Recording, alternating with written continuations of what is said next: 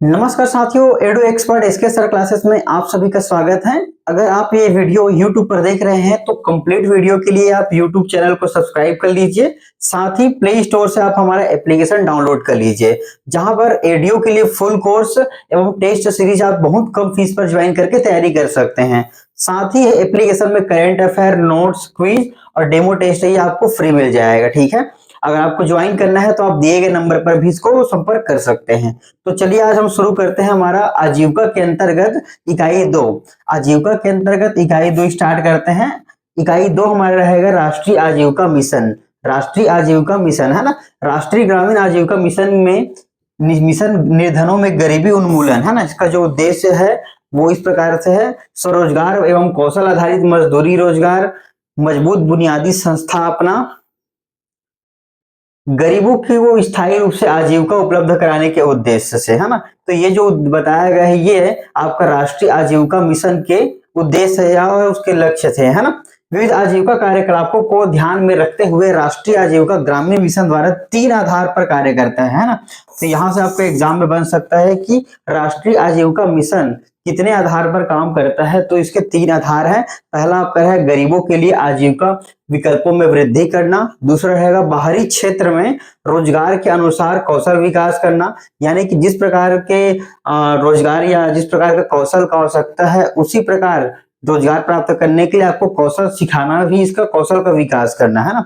स्वरोजगार एवं उद्यमशीलता को प्रोत्साहित करना, यानी कि आप खुद का व्यापार स्टार्ट कर सके, इस प्रकार आपको कौशल प्रशिक्षित किया जाएगा। साथ ही साथ इसमें आपको सहयोग भी दिया जाएगा ताकि आप अपना खुद का रोजगार या स्वरोजगार आप प्राप्त कर सके, है ना। ग्रामीण विकास का कार्य सीधे निर्धन परिवार को लक्ष्य में रखने वाले कार्यक्रमों के जरिए ग्रामीण गरीबी को दूर करना है। तो इसका जो कार्य है वो कौन करता है? ग्रामीण विकास मंत्रालय, है ना। तो ग्रामीण विकास मंत्रालय द्वारा आपका ये कार्य होता है, राष्ट्रीय आजीविका मिशन, है ना। प्रत्यक्ष रूप से लक्षित श्रेणी में ऐसे कार्यक्रम हैं जिनमें मजदूरी रोजगार और स्वरोजगार पर विशेष रूप से ध्यान केंद्रित किया जाता है ना। राष्ट्रीय आजीविका मिशन ग्रामीण विकास मंत्रालय भारत सरकार द्वारा क्रियान्वित या कार्यान्वित, है ना, एक गरीबी उन्मूलन परियोजना है। तो आप याद रखेंगे राष्ट्रीय आजीविका मिशन जो है ना, राष्ट्रीय आजीविका मिशन एक गरीबी उन्मूलन परियोजना है, मतलब गरीबी को कम करने के लिए ये योजना है। और ये योजना ग्रामीण, ये जो राष्ट्रीय विकास ग्रामीण मिशन, ये ग्रामीण विकास मंत्रालय है ना, ग्रामीण विकास मंत्रालय भारत सरकार द्वारा कार्य मतलब संचालित होता है ना। और इसका मेन उद्देश्य गरीबी उन्मूलन परियोजना है, गरीबी को कम करना या गरीबी को हटाना इनका मुख्य उद्देश्य है।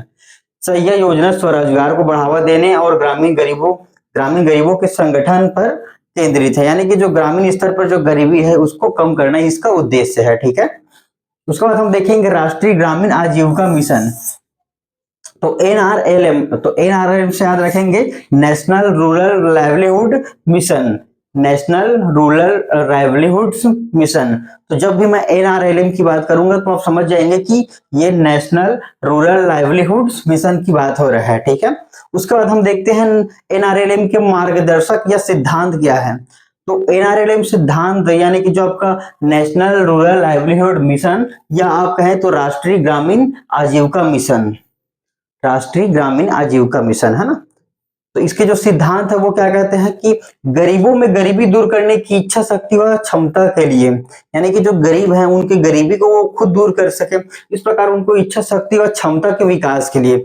दूसरा देखते हैं क्षमता वृद्धि हेतु सामाजिक एकजुटता व संस्थाएं आवश्यक है, संख्याएं आवश्यक है, ये संस्थाएं हैं, है ना, संख्याएं हैं।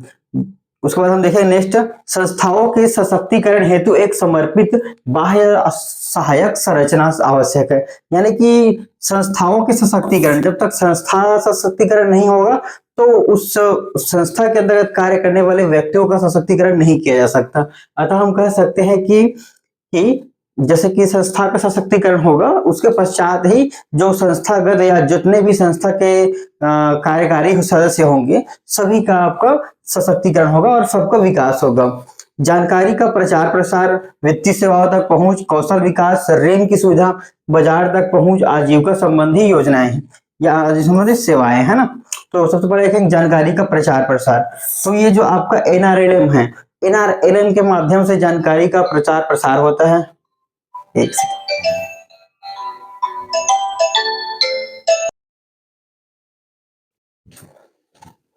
तो NRLM से आपका जानकारी का प्रचार प्रसार होता है, वित्तीय सेवाओं तक पहुंच होता है, यानी कि जो जो सुविधाएं हमें NRLM के माध्यम से मिलता है, तो वो या जितनी भी सरकार की जो आजीविका संबंधित जितनी भी योजनाएं आती है, उनके लिए जो वित्तीय सहायता होता है, वित्तीय पहुंच होता है।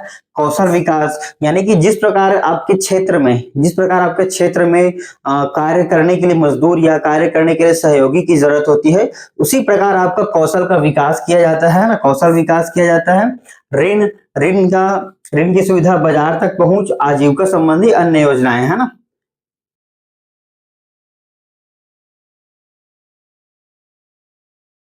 उसके बाद हम देखते हैं जो NRLM, national rural livelihood mission, राष्ट्रीय आजीविका मिशन का जो मूल्य है, वो मूल्य किस प्रकार है। समाज के गरीब लोगों को शामिल करना तथा उनकी सहभागिता सुनिश्चित करना, यानी कि जो NRLM का है कि समाज में जो गरीब लोग हैं उनको शामिल करना और उनकी सहभागिता सुनिश्चित करना। प्रक्रियाओं में पारदर्शिता व जवाबदेही तय करना, योजनाओं के क्रियान्वयन में उनकी भूमिका एवं स्वामित्व, यानी कि जो कुछ भी योजनाएं होती है ना, उनमें उनका क्रियान्वयन यहाँ जरूरी है और साथ ही उनकी भूमिका और स्वामित्व भी जरूरी है। यानी कि यदि किसी प्रकार का कोई योजना अगर आता है ना, तो उसमें उसको क्रियाओं के लिए वो क्रियान्वयन जरूरी है, साथ ही उन क्रियाओं में या उनमें सहयोग की भूमिका जरूरी है, साथ ही स्वामित्व मतलब कि वो खुद का मालिक अगर बन पाए तो ये भी एक जरूरी है। तो ये इनके तहत उनका आजीविका मिशन का मूल्य है।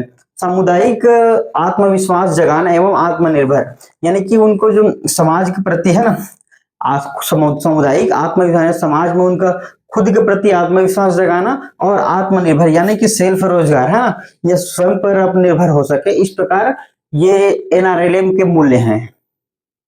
उसके बाद हम देखते हैं NRLM का जो प्रारंभ है, नेशनल रूरल लाइवलीहुड मिशन, है ना, राष्ट्रीय ग्रामीण आजीविका मिशन, उसका स्थापना या प्रारंभ 3 जून 2011 को हुआ था, जिसकी स्वीकृति पहले मिली थी, तो याद रखेंगे 9 दिसंबर 2010।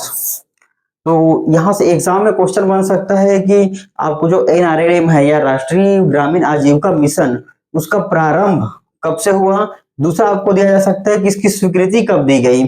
तो ये दो क्वेश्चन आपके यहाँ से बन सकते हैं। साथ ही ये कूट के रूप में भी पूछे जा सकते हैं ना, आपको ये कूट के रूप में भी पूछे जा सकते हैं कि प्रारंभ कब हुआ, स्वीकृति कब हुआ, दोनों का ऊपर नीचे करके दे दिया जाएगा, आपको वहां से मिलान करना रहेगा। तो अब याद रखेंगे कि पहले स्वीकृति दी जाती है, उसके बाद प्रारंभ होता है ना। यदि कोई योजना अगर आया है तो सबसे पहले उसकी स्वीकृति होती है, स्वीकृति होने के बाद उसका प्रारंभ होता है। तो इस डेट से आप डायरेक्ट एज्यूम कर सकते हैं कि पहले स्वीकृति मिला होगा फिर प्रारंभ हुआ होगा, है ना। उसके बाद देखते हैं ये विभाग किस विभाग के द्वारा संचालित किया जाता है, तो ग्रामीण विकास मंत्रालय द्वारा संचालित किया जाता है, लागू संपूर्ण देश में किया गया था, और इसकी जो सिफारिश या किस समिति की निगरानी में ये तैयार हुआ था, तो प्रोफेसर राधाकृष्णन समिति, है ना, राधाकृष्णन समिति के द्वारा हुआ था। और इसके 4 दृष्टिकोण थे। तो एग्जाम में क्वेश्चन बन सकते हैं कि इस NRLM के कितने या किस प्रकार से दृष्टिकोण थे। तो गरीब परिवारों को इसमें शामिल करना, मैं पहले बता दे चुका हूं कि जो NRLM है, यानी कि गरीब ग्रामीण स्तर पर जितने भी गरीब हैं, गरीब वर्ग को ऊपर उठाना तथा उनके इनकम को बढ़ाना तथा उसको सेल्फ रोजगार क्रिएट कर सके, इस प्रकार का उसमें कौशल का विकास करना ही NRLM का मुख्य लक्ष्य था। इसका जो प्रारंभ हुआ है ना, वो 2011 में हुआ था, स्वीकृति आपका 2010 में हो गया था, है ना। उसके बाद देखते हैं 4 दृष्टिकोण है, बैंक ऋण, तकनीकी सहायता, विपणन के लिए मंच प्रदान करना, टिकाऊ आजीविका के लिए कौशल क्षमता का विकास, सरकारी योजना में लाभ, है ना। उसके बाद हम देखते हैं NRLM के उद्देश्य, यानी कि जो नेशनल रूरल लाइवलीहुड मिशन का जो है उद्देश्य क्या है। तो इसका उद्देश्य मैंने पहले बता दिया स्टार्टिंग में कि जो ग्रामीण स्तर पर गरीब वर्ग के हैं उनको उच्च वर्ग की ओर उसको प्रस्थापन करना या उनकी आय को बढ़ाना, स्वामित्व, खुद के कौशल सीख कर अपने खुद का स्वरोजगार प्राप्त कर सके, और साथ ही सहकारी जो योजनाएं आती हैं उनका लाभ उनको प्राप्त हो सके, है ना। तो देखते हैं यहां से राष्ट्र ग्रामीण रोजगार में वृद्धि, ग्रामीण सशक्तिकरण, ग्रामीण महिला सशक्तिकरण, ग्रामीण आर्थिक विषमता को दूर करना। तो ये इस प्रकार से ये है आपका एनआरएलएम का उद्देश्य, यानी कि ग्रामीण गरीबी का उन्मूलन एवं ग्रामीण स्तर पर आजीविका के साधन उपलब्ध कराना। तो एनआरएलएम को उद्देश्य देख सकते हैं, ये आपको उद्देश्य के रूप में पूछा जा सकता है। तो ये यहाँ से कोट प्रश्न बनेंगे। तो अगर कोट प्रश्न बनता है तो मुख्य आप ध्यान रखिएगा कि जो एनआरएलएम है ना, एनआरएलएम का मुख्य उद्देश्य है कि ग्रामीण स्तर में जो गरीब वर्ग के हैं, है ना, या गरीब वर्ग उनको उन्मूलन करना, समाज में उनका सशक्तिकरण करना, साथ ही उनके आय को बढ़ाना तथा उसको कौशल सिखाकर स्वरोजगार या सेल्फ आत्मनिर्भर बनाने के लिए प्रेरित करना। महिला सशक्तिकरण भी इसमें आपका आ जाएगा, ग्रामीण सशक्तिकरण आ जाएगा, आर्थिक विषमता को दूर करना। तो ये इस प्रकार से एनआरएलएम के उद्देश्य हो जाएंगे।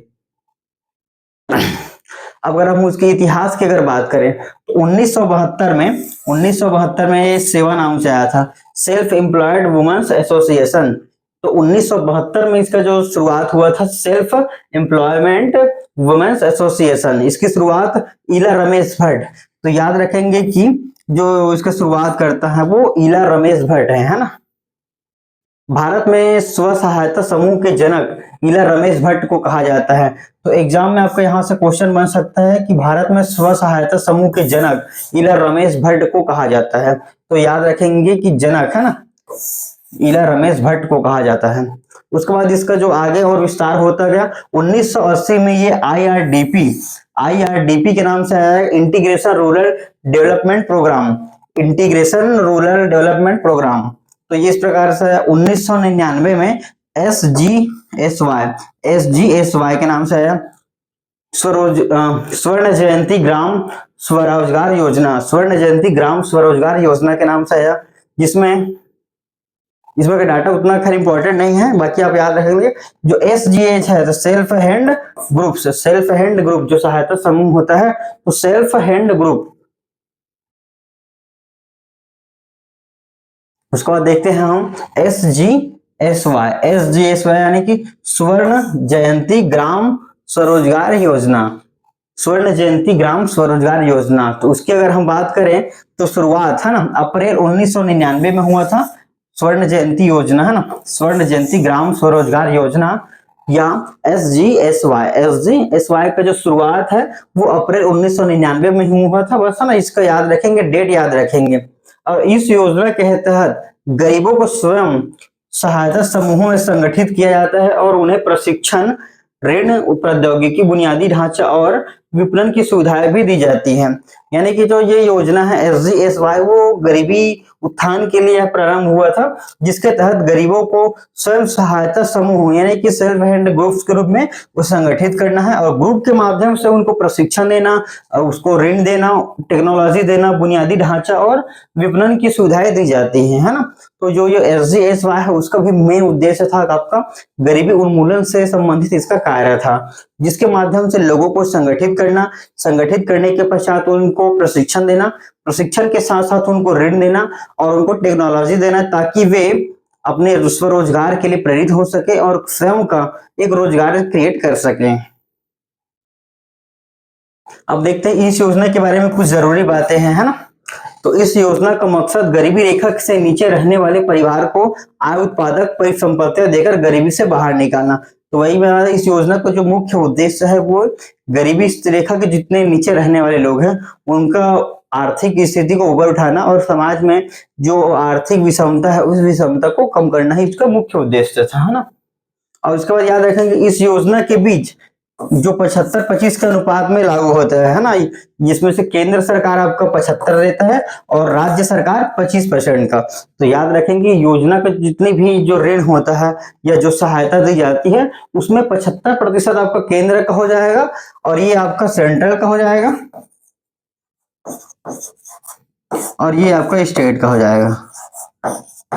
ठीक है, ये सेंट्रल का हो जाएगा और ये स्टेट का हो जाएगा। तो एग्जाम में यहाँ से क्वेश्चन बन सकता है कि जो एसजीएसवाई है योजना के तहत दी जाने वाली जो सहायता है उसमें केंद्र का कितना प्रतिशत सहयोग रहता है और राज्य का कितना प्रतिशत सहयोग रहता है। तो याद रखेंगे कि आप इसमें सेंट्रल का आपका 75% रहेगा और आपका 25% स्टेट का रहेगा, है ना।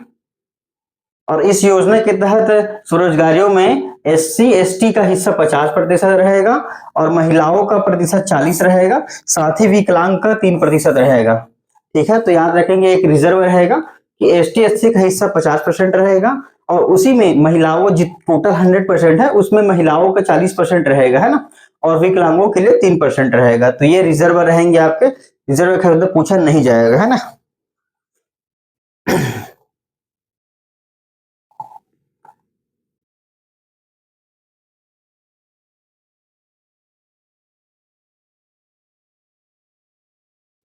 उसके बाद हम देखते हैं SGSY राष्ट्रीय ग्रामीण आजीविका मिशन NRLM के पुनर्गठन को अनुमोदित किया जा सकता है, जो कि संपूर्ण देशों में मिशन मोड के रूप में कार्यान्वित है।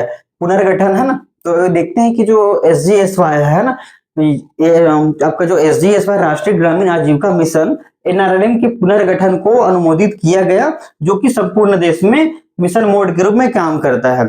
उसके बाद हम देखते हैं इसका पुनर्गठन किस प्रकार से हुआ है ना, तो इसमें देखते हैं 1978 में IRDP के रूप में हुआ, एकीकृत ग्राम विकास कार्यक्रम IRDP, है ना। उसके बाद ये नेक्स्ट 1979 में आपका ग्रामीण युवाओं को प्रशिक्षण TRYSEM ट्राइसेम याद रखेंगे, ट्राइसेम ट्राइसेम से आप याद रखें ग्रामीण युवाओं को प्रशिक्षण, जो 1979 में हुआ आपका। ग्रामीण क्षेत्रों में महिला व बच्चों का विकास, है ना, DWACRA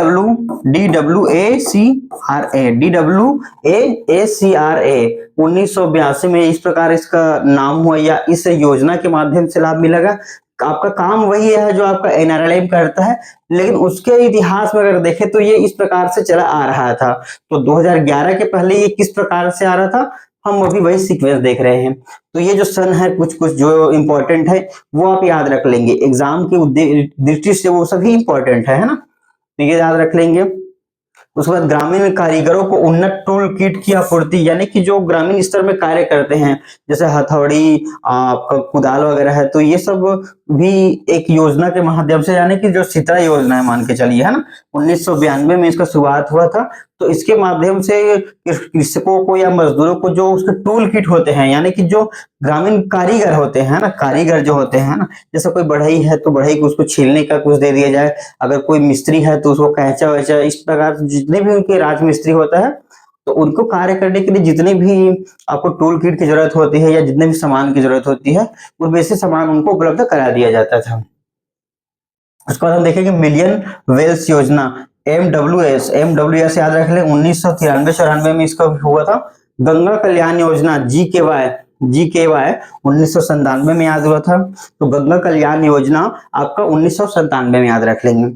स्वर्ण जयंती ग्राम स्वरोजगार योजना ये अप्रैल 1999 में हुआ था। ऊपर में हमने पहले ही देखा था कि जो स्वर्ण जयंती ग्राम स्वरोजगार योजना है अप्रैल 1999 में इसका शुरुआत हुआ था।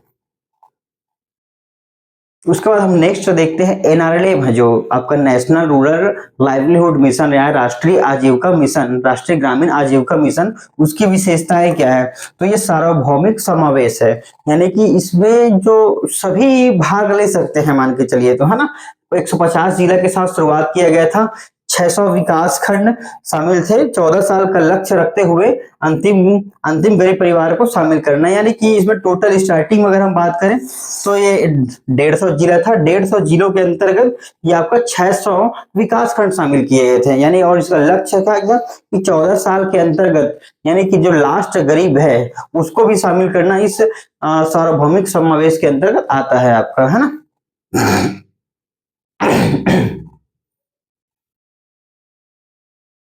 उसके बाद हम देखते हैं लक्षित समूह या PP, है ना, पार्टिसिपेटरी आइडेंटिफिकेशन ऑफ पुअर। तो ये लक्षित समूह की पहचान, यानी कि जो इस योजना के लिए जो योग्य है या जिनको लाभान्वित है उनका पहचान करना। वित्तीय सहायता देने के लिए आपका self help group SHG self help group का, है ना। अब तो ये सेल्फ हेल्प ग्रुप से है, स्व सहायता समूह, है ना, स्व सहायता समूह। तो इसको आप SHG का याद रखेंगे, स्व सहायता समूह, है? स्व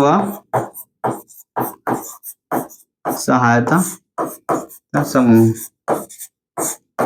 स्व सहायता समूह 4 प्रकार की वित्तीय सहायता दिया जाता है, जिसमें पहला रखेंगे RF याद रखेंगे, और सबसे पहले तो याद रखेंगे कि जो ये सेल्फ हेल्डेड जो ग्रुप है ना, ये आपका वित्तीय सहायता उनको दिया जाता है तो कितने प्रकार से दिया जाता है, तो याद रखेंगे कि इसको 4 प्रकार से दिए जा सकते हैं। और उस 4 प्रकार के अंतर्गत हम पहला देख रहे हैं रिवॉल्विंग फंड यानी कि पराक्रमी निधि। इसके तहत 10,000 से 19,000 रुपए है ना, जो 10,000 से 19,000 रुपए तक का सहायता दिया जाता है, रिवॉल्विंग फंड।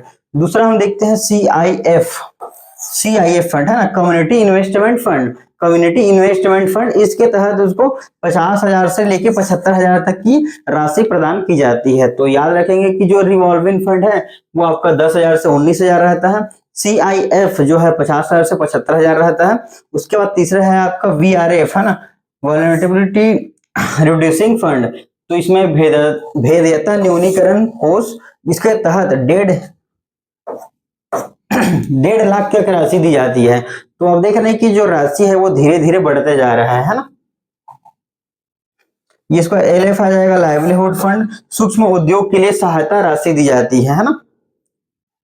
उसके बाद हम देखते हैं कि जो एनआरएलएम है ना, नेशनल रूरल ग्रामीण डेवलपमेंट, जो आपका ग्रामीण विकास योजना है, उसके तहत ऋण तक पहुंचाना, यानी कि बैंक लिंक क्रेडिट लिंक है ना, आजीविका यानी कि आजीविका के अंतर्गत उसको सूक्ष्म उद्योग शुरुआत करने के लिए करना, प्रेरित करना। सहकारी भागीदारी, तो एनआरएलएम की हितग्राही सहकारी कार्यक्रम तथा योजनाओं का लाभ देना। तो जो आपका एनआरएलएम का जो उद्देश्य है वो आजीविका प्रदान करना है, सहकारी भागीदारी देना है, ऋण तक पहुंचाना है और उनको वित्तीय सहायता प्रदान करना है, साथ ही उनको शामिल करना है, यानी कि निर्धारित ग्रामीण गरीब परिवार से कम सदस्य, यानी कि जो हर एक परिवार है उसमें से कम एक सदस्य शामिल हो। इस प्रकार से बीपीएल परिवार का 100% कवरेज, यानी कि जो बिलो पॉवर्टी लाइन है या गरीबी रेखा के नीचे जितने भी लोग हैं उसमें टोटल जो 100% है वो पूरा कवर होना चाहिए, जिसमें 50% लाभार्थी महिलाएं होंगी, 15% लाभार्थी अल्पसंख्यक होंगे तथा 30%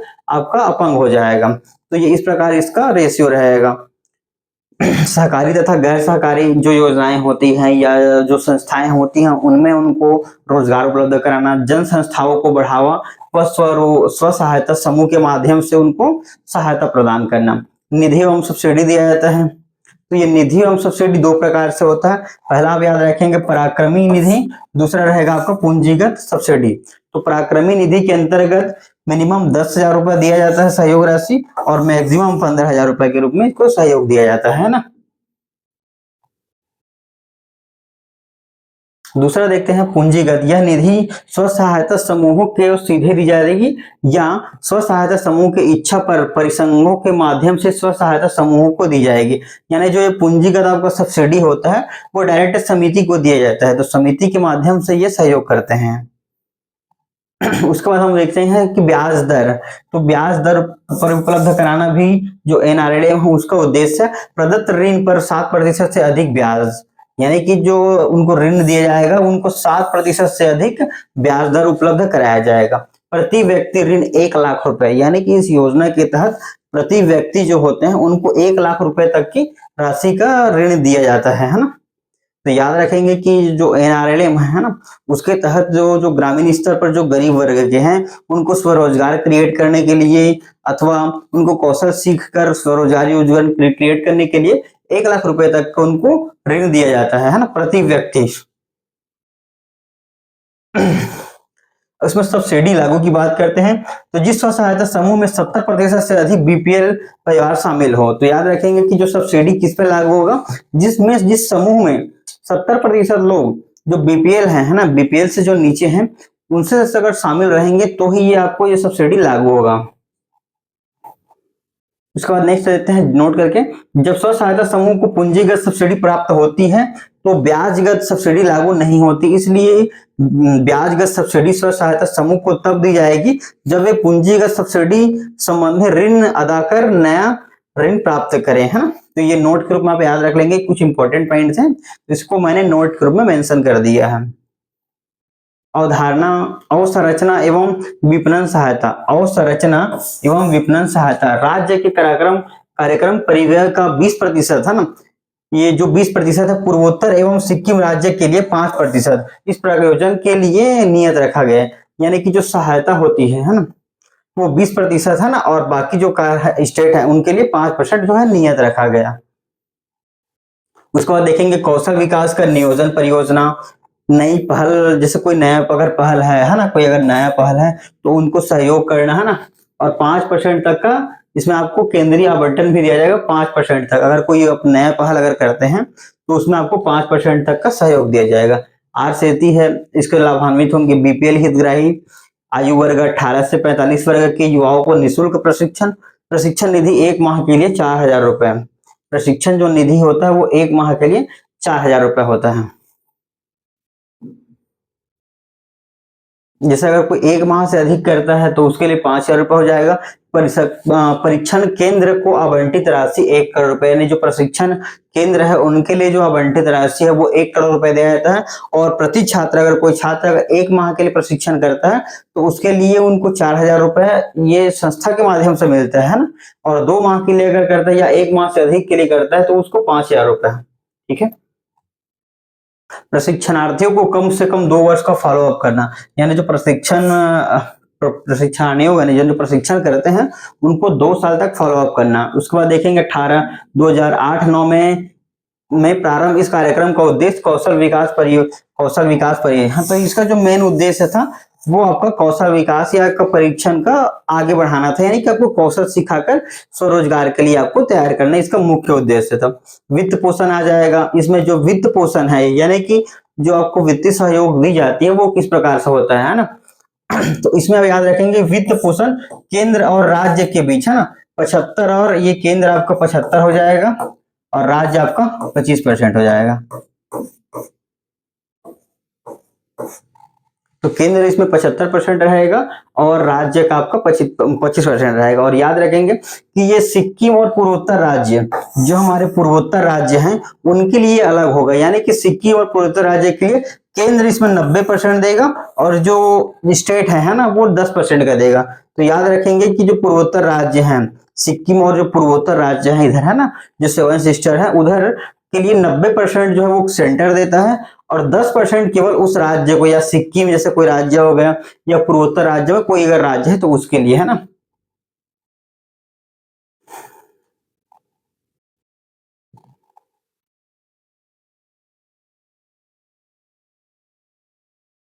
ये कुछ पॉइंट है, मैंने इसको नोट्स में मेंशन कर दिया है, इसको आप केवल एक बार रीड कर लेंगे, ये उतना इंपॉर्टेंट नहीं है, बाकी एक बार आप याद रीड कर लेंगे तो आपको याद रहेगा है ना।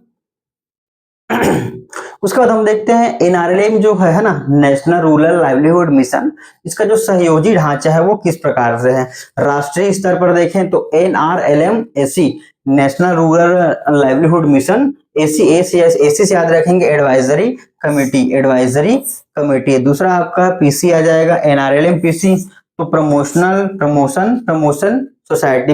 सोसाइटी। अगर हम इसको स्टेट स्तर की बात करें यानी कि राज्य स्तर पर बात करें तो SRLM है ना, state rural livelihood mission, SMMUS है ना, स्टेट मिशन मैनेजमेंट यूनिट। दूसरा अगर हम देखते हैं जिला स्तर पर तो DMMUS है ना। ब्लॉक पर देखें तो BMMUS डिवीजन हो जाएगा, MB से ब्लॉक हो जाएगा। और संकुल स्तर पर बात करते हैं तो CLF यानी कि क्लस्टर लेवल फेडरेशन। उसके बाद हमारा आ जाएगा समुदाय स्तर पर अगर हम देखें तो CLA यानी कि कम्युनिटी लेवल आर्किटेक्चर है ना, कम्युनिटी लेवल आर्किटेक्चर। उसके बाद देखते हैं ग्रामीण स्तर पर विलेज ऑर्गेनाइजेशन यानी कि बैंक सखी, जो ग्रामीण स्तर पर जो सेल्फ हेल्प ग्रुप है या स्व सहायता, वो बैंक सखी के रूप में काम करता है, यानी कि जो कहा जाए तो जो बैंक स्तर में जो बीसी होता है ना, जैसे कि गांव में अगर कोई पैसा निकाल के देता है बैंक के माध्यम से, वो जुड़े रहते हैं एजेंट के माध्यम से और वो कार्य करते हैं तो उनको ही बैंक सखी कहा जाता है या तो बीसी कहा जाता है ना। ठीक है।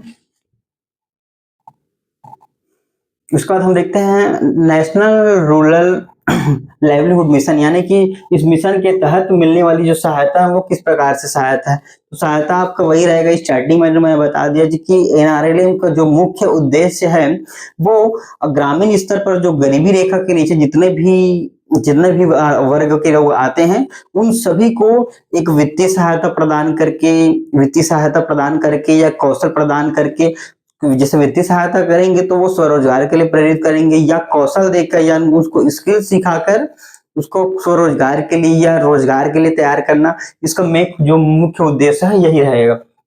उसके बाद हम देखते हैं सहायता। तो सहायता के लिए आधारित रणनीति अपनाना ताकि राज्य स्वयं की आजीविका आधारित गतिविधियां बना सके। लक्ष्य परिणामों तथा संबंध सुनिश्चित कराना, सतत क्षमता विकास और कौशल विकास एवं गरीबों तथा संगठित क्षेत्र के व्यक्तियों को आजीविका के अवसर उपलब्ध कराना। तो स्टार्टिंग मैंने जो बताया था और अभी जो बताया है केवल वही रहेंगे। मुख्य आप याद रख लें कि जो NRLM है ना, वो NRLM में मुख्य रूप से आपका ये ग्रामीण जो वर्ग के लोग हैं, जो गरीबी रेखा के नीचे जीवन यापन करते हैं, उनके उत्थान के लिए मुख्य रूप से काम करती है, जिसमें उनको वित्तीय सहायता दिया जाता है जिससे वे स्वरोजगार क्रिएट कर सके। दूसरा, उनको कौशल प्रदान किया जाता है जिससे कौशल सीखने के बाद वे स्वरोजगार प्राप्त कर सके या रोजगार प्राप्त कर सके।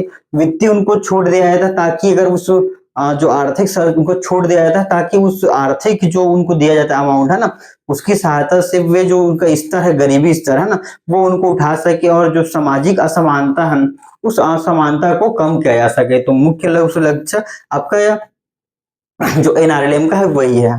तो NRLM याद रखेंगे कि ये 12वीं पंचवर्षीय योजना 2011 से 17 जो है ना चला था, 2012 से 17 चला था जो पंचवर्षीय योजना। और NRLM का वो प्रारंभ मैंने बताया था, NRLM है ना, प्रारंभ हो गया था आपका 2011 में। NRLM आपका प्रारंभ हो गया था 2000 में और इसका जो क्रियान्वयन है 12वीं पंचवर्षीय योजना याद रख लेंगे। इकोनॉमी में और देखेंगे कि आपका जो पंचवर्षीय योजना है ना, 5 ईयर जो प्लान है वो किस प्रकार से काम करता है और कितनी पंचवर्षीय योजनाएं हुए हैं और प्रत्येक जो पंचवर्षीय योजना है उसका उद्देश्य क्या रहा था, उसकी प्राप्ति किस प्रकार से हुआ था, लक्ष्य क्या था। तो ये हम अपना जो इकोनॉमी का क्लास है उसमें देखेंगे। तो आप याद रखेंगे फिलहाल जो 12वीं पंचवर्षीय योजना है जो 12 से लेकर 17 तक चला था है ना, और जिसमें NRLM का विकास हुआ था। और प्रारंभ की अगर बात करें तो 2011 में NRLM का प्रारंभ हो गया था। तो अगर इसमें तो ये डाटा याद रखेंगे, जिला 600, ब्लॉक 6000 हो जाएगा, ग्राम पंचायत है 2.5 लाख ग्राम पंचायत है, गांव की अगर बात करें तो 6 लाख है और परिवार की अगर बात करें तो 7 करोड़। ये उतना डाटा नहीं इंपॉर्टेंट नहीं है, बाकी आप याद रख लेंगे। यह कार्यक्रम विश्व के आर्थिक सहयोग से चलाया गया था, विश्व बैंक। तो याद रख लेंगे कि जो NRLM है वो किसकी सहायता से चलाया गया था, तो विश्व बैंक के आर्थिक सहयोग से चलाया गया था, है ना। और ये त्रिस्तर पर होता है संरचना। पहला हो जाएगा प्रथम स्तर में भारत सरकार के ग्रामीण विकास मंत्रालय के अंतर्गत होगा, यानी कि भारत सरकार का जो ग्रामीण विकास मंत्रालय है उसके अंतर्गत होगा। द्वितीय स्तर पर हम बात करते हैं राज्य स्तर के पंचायत एवं ग्रामीण विकास विभाग के अंतर्गत होगा।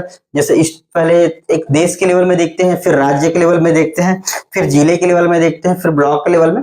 तो उस प्रकार से इसका ये जो 3 स्तर में काम करता है, पहला भारत सरकार के ग्रामीण विकास मंत्रालय के अंतर्गत, दूसरा देखते हैं राज्य स्तर के पंचायत एवं ग्रामीण विकास विभाग के अंतर्गत, और इसके बाद जो आता है वो जिला स्तर पर, है ना। तो ये इस प्रकार से इनका जो त्रिस्तर होता है। तो आप याद रखेंगे NRLM की जो संरचना होती है वो त्रिस्तरीय होती है ना। तो ये त्रिस्तरीय होता है। तो यहाँ से आपका एग्जाम में क्वेश्चन बन सकता है कि NRLM कितनी स्तर की होती है या कितने स्तर पर कार्य करती है। साथ ही आपको प्रत्येक जो स्तर दिए हैं वो आपको पूछा जा सकता है कि कौन सा प्रथम है, कौन सा द्वितीय स्तर है, ठीक है। उसके बाद देख लेंगे कि 2015 में NRLM डे है ना, NRLM डे है दीनदयाल अंत्योदय योजना के नाम से जाना गया। तो जो आपका NRLM है ना वो दीनदयाल अंत्योदय योजना के नाम से जाना गया। कब? 2015 में। इसका विभाग था ग्रामीण विकास मंत्रालय। उद्देश्य था गरीब परिवार को संस्थागत मंच प्रदान करना, वित्तीय सेवाओं तक पहुंच, आजीविका में निरंतर वृद्धि, आय में वृद्धि, वित्तीय सहायता, है ना। उसके बाद हम देखते हैं अगर वित्तीय सहायता की अगर बात करें, है ना, तो राज्यों में सिक्किम और पूर्वोत्तर राज्य को छोड़कर, यानी कि जो राज्य हैं उनको छोड़ दिया जाए, बाकी जो सिक्किम और पूर्वोत्तर जो राज्य हैं उसको छोड़कर बाकी जो राज्य हैं उसमें केंद्र का योगदान 60% होगा और राज्य का योगदान 40% होगा। उसके बाद दूसरा देखते हैं सिक्किम और पूर्वोत्तर राज्य। जो सिक्किम और जो पूर्वोत्तर राज्य है उसमें 90% आपका केंद्र का होगा और 10% उस राज्य का होगा। यानी कि जो आर्थिक अंशदान दिया जाएगा उसमें बाकी राज्यों के लिए, सिक्किम और पूर्वोत्तर राज्यों को छोड़कर बाकी राज्यों में 60-40 का अनुपात रहेगा, और उसके बाद सिक्किम और पूर्वोत्तर राज्य में बात करें तो 90 और 10 का अनुपात रहेगा। ठीक है, तो आज का जो क्लास हम वो यहीं पर समाप्त करते हैं। अगर आपने अभी तक अगर ये वीडियो आप YouTube के माध्यम से देख रहे हैं तो चैनल को सब्सक्राइब कर लेंगे, साथ ही आप हमारा प्ले स्टोर से एप्लीकेशन डाउनलोड कर लेंगे, जिसमें आपको एडीओ के लिए फुल कोर्स मिल जाएगा और टेस्ट सीरीज मिल जाएगा। फुल कोर्स की अगर बात करें तो कंप्लीट वीडियो क्लासेस रहेगा, स्टडी मटेरियल पीडीएफ रहेगा, और जो जो टॉपिक आप पढ़ते जाएंगे है ना, उन सभी का टॉपिक वाइज टेस्ट होगा, वैलिडिटी 1 ईयर का होगा। उसके साथ साथ आपको फ्री एग्जाम अपडेट दिया जाएगा, करंट अफेयर दिया जाएगा, क्विज मिल जाएगा। अगर आपको फुल कोर्स अथवा टेस्ट सीरीज ज्वाइन करना है तो आप हमें ये नंबर पर कॉल कर सकते हैं। टेस्ट की अगर बात करें हम तो इसमें 30 आपको टॉपिक वाइज टेस्ट दिया जाएगा जो आपका सब्जेक्टिव होगा, है ना। ये आपका जो टेस्ट होगा वो सब्जेक्टिव होगा। जैसे आपका एडीओ के अंतर्गत सिलेबस में जितने भी सब्जेक्ट हैं, उस सब्जेक्ट के अंतर्गत जितने भी टॉपिक है ना, उसका आपको सब्जेक्टिव के रूप में 30 टेस्ट प्लस 10 मेगा टेस्ट, और साथ ही आपको 10 और फ्री टेस्ट इसमें आपको दिए जाएंगे। टोटल आपका 50 टेस्ट होगा अगर आप टेस्ट सीरीज ज्वाइन करते हैं तो। अगर आप फुल कोर्स अगर ज्वाइन करते हैं तो आपको एक एक टॉपिक का आपको वीडियो क्लास उपलब्ध कराया जाएगा, उस क्लास के बाद उसका टॉपिक टेस्ट आपको उपलब्ध कराया जाएगा। टॉपिक टेस्ट देने के बाद जो आपका क्लास नोट्स पीडीएफ है वो आपको उपलब्ध कराया जाएगा। तो ठीक है, अगर आपको ज्वाइन करना है तो आप हमें इस नंबर पर संपर्क कर सकते हैं। वीडियो देखने के लिए आप सभी का एक बार फिर से धन्यवाद। मिलते हैं हमारे अगले वीडियो में, जो हमारा इकाई 2 रहेगा, जो उसका शेष बच गया है वो हम नेक्स्ट क्लास में करेंगे। ठीक है।